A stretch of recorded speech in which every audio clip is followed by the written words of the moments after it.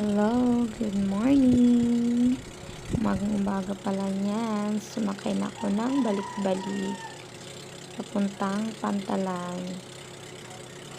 Hintay muna tayo saglit.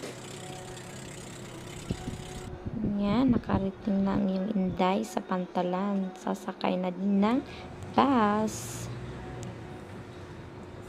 Bus papuntang Ormoc. First time ni Inday sumakay ng barko papuntang Cebu.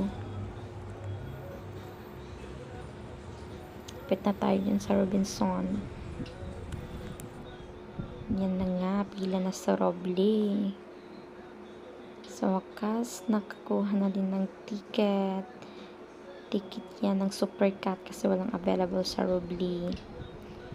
Yan, naka-check-in na tayo. Wait lang tayo ng 4 p.m.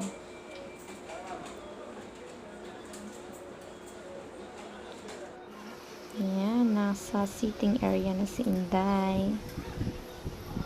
Wait na lang tayo lumabas. Ayan na nga.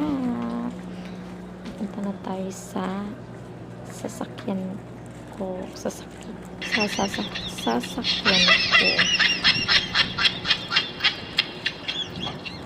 Ano ba yung Inday? Paulit-ulit. Ganun ba yun?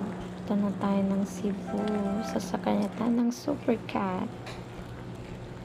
Yan, yun yung sasakyan natin. I mean, ako lang pala. Wala akong kasama dyan. Isa lang yung Inday nyo dyan. Pero, ang dami namin dyan sakay. Yan. Akyat na tayo. Yan na nga. Nasa loob na tayo ng barko. Hanap na ako ng set ko dyan. Kung asan ako.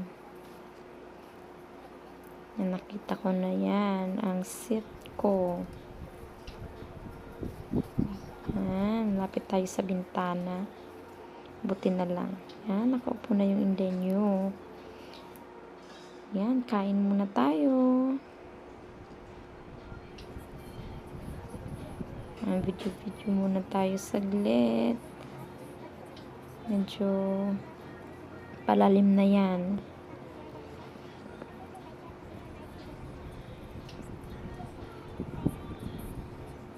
Yan. Yan na nga.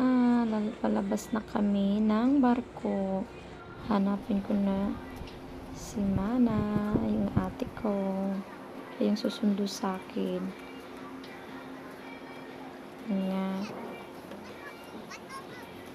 Welcome to Cebu.